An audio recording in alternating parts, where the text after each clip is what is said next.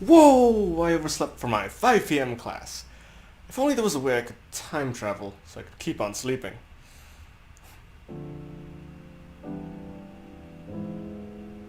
Huh. Well, I'll only be covering how to travel back in time because the present is boring and the future doesn't exist. And again, this is not for real life because I legally don't know voodoo magic. So I've got this little scene in Unity with some cute looking little blocks and I can mess with them a little bit. But how would you go about rewinding time? Well, all these blocks are doing is moving. So to rewind time, all we need to do is reverse that movement. So to reverse their movement, first we're going to have to remember their movement. And to do that, we're going to make a list, because arrays suck, of vector 3's to store their positions. We're going to add the current position to the front of the list. So the newest data will always be in the front. And then when we want to reverse, we'll do it during a key press. Key. I'll set the key to something random like return because it's cool. We'll just get the value at the front of the list and then delete it when we're done with it so we don't end up repeating it. Sorry if I type slow. It's not that I'm trying to reach the minimal time limit, it's just that I'm stupid. And we should add an else, since adding and removing at the same time sounds like a stupid idea. And back in the scene, click clack bada bing bada boom, we can reverse time. But it looks a bit odd, Probably because I forgot to revert the rotation as well. Whoops. Well, we'll just go back to the code real quick and add that. Now instead of making another list and having to loop through multiple lists at the same time, we're just going to create a custom class and have that list contain that. So we're going to call this point in time because it contains lots of information at a certain point in time, which would include the position and rotation of our objects. And then we will make a constructor to set these values. Hope you enjoy some typing ASMR. I guess I could do some intense editing like and then we should make these values public so that they can be accessed by our other code. Then back in this class we're going to change our list to type point in time, and we'll rename this to something more suitable such as points in time. Cool. And every frame we're just going to access that point in time to get its position and its rotation. And when we add it, we will just create a new point in time to put into that list. Store the transform.position and the transform.rotation. And we'll also get the rigid body so we can set our object to kinematic, kill its velocity, and to avoid any issues caused by clipping. And gotta remember to set it to non-kinematic when we're not rewinding. Let's see how this goes. And now back to the scene, we can do our usual thing, and wow, it looks cool. Let's do it again. Ooh. Nice. Of course, with the power of this script, there are few limitations. As you can imagine, making an array full of big data once every frame for every object is pretty intense. So we'll need to limit the length of a recording to only a few seconds. Bam! So first we'll need a new float that we'll call record length, since it's the recording's length. And we'll divide this by the fixed delta time to convert it to the number of frames in a second. This is what we'll need since there's one piece of data per frame. I should probably change this to fixed update, since we're dealing with physics here.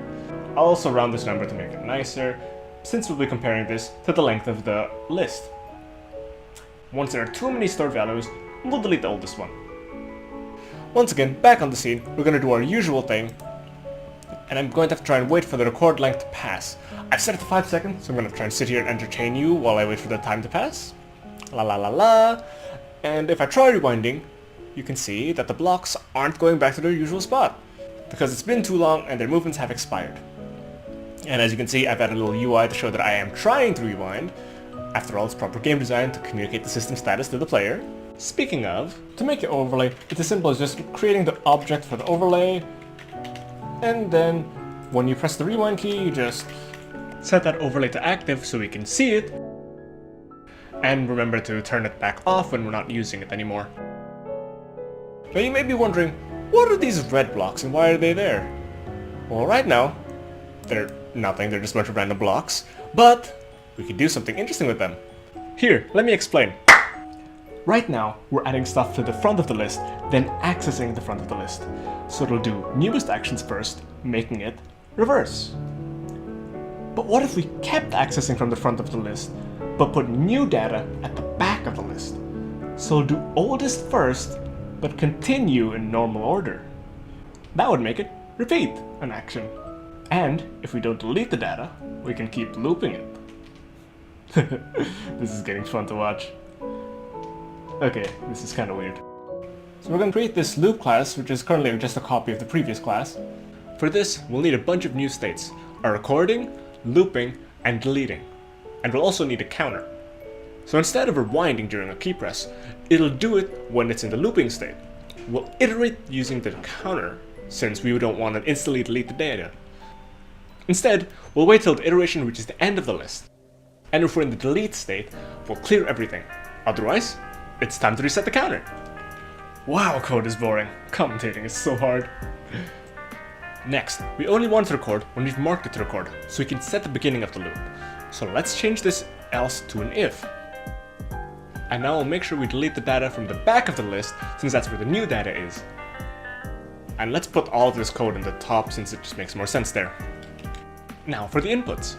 First we'll set the key to R for record. We're using get key down and not get key, since all we want to do is toggle the state on and off.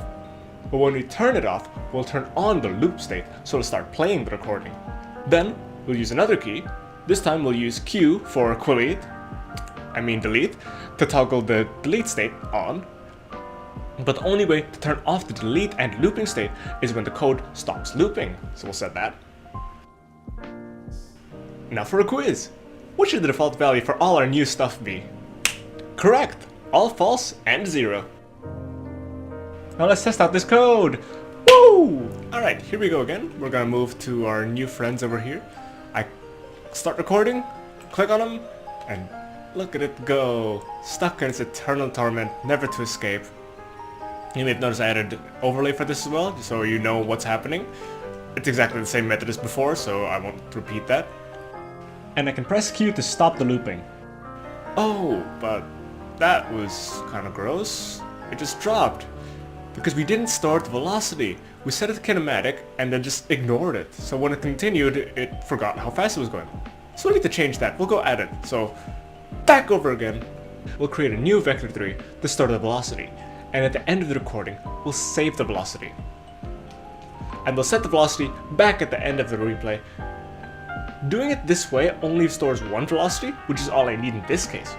But we could have stored velocity in point in time, so it could rewind to any point and always have its velocity. In fact, we could store a lot of different things in point in time. That's the glory of this concept. It's so flexible and you can rewind so much different information to make it really feel like you've gone back in time. Here, let me show you one example of this. Back to this familiar place. I have a code that allows this red cubes to turn on a flashlight. It even has a little flashlight meter. When I turn it off, it'll start recharging. Now wouldn't it be great if I could allow this to activate itself based on a recording of me doing it? Let's add that to the code, shall we? Whoosh! So we'll make new data in point in time to keep a key code, and we'll make a constructor to set it to. Next, in the loop script, we'll keep the previous key. Don't worry about this yet, this is a surprise tool that will help us later. Shh! Now, next we'll need a script to find out what key is currently being pressed, so we can pass that to our point in time. Right now, we're only checking if the F key is being pressed, so I'll just check that, and if it is, I'll return the F key. Else, I'll just make it return keycode.none, or nothing, basically. Next up is the do script, which will accept a key code and will do something based on what key code is pressed, kind of simulating a key press. You could just use an if statement to do this, but I'm using a switch just so I can future-proof it in case I have a lot of other things that I want my code to do.